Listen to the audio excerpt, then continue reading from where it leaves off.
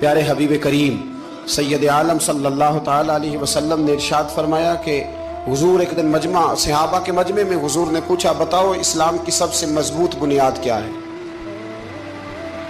ایک صحابی نے کہا یا رسول اللہ نماز پڑھنا۔ 5 وقت لوگ جمع ہوتے ہیں، ایک دوسرے کا حال احوال پوچھتے ہیں، معاملات ہوتے ہیں۔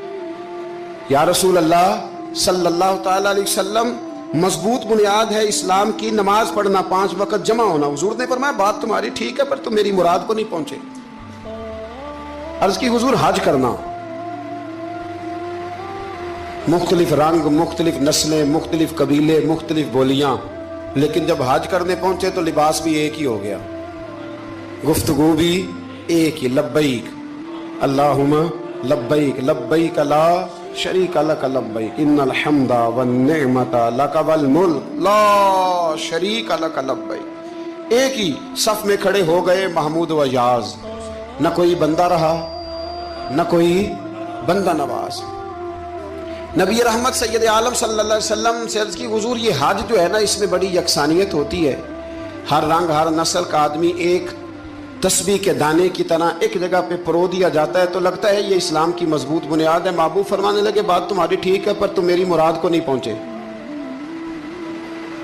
عرض کی حضور پھر زکوٰۃ، صدقات، خیرات اسلام کی مضبوط بنیاد ہے۔ کیوں؟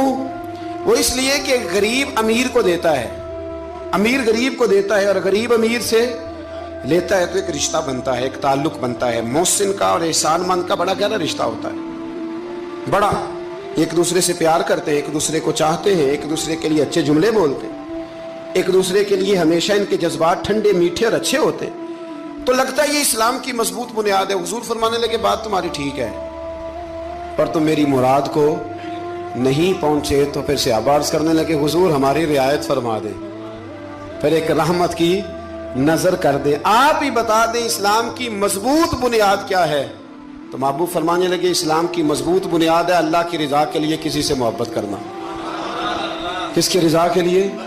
خالص اللہ کی رضا کے لیے، اور اللہ کی رضا کے لیے کسی سے بغض رکھنا، عداوت رکھنا، اللہ کی رضا کے لیے محبت بھی اللہ کے لیے، عداوت بھی، ذاتی دشمنی کوئی نہیں، ذاتی اختلافات کوئی نہیں، ذاتی رنجشیں کوئی نہیں، ذاتی لڑائیاں کوئی نہیں، ذاتی جھگڑا کوئی، خالص اللہ کی۔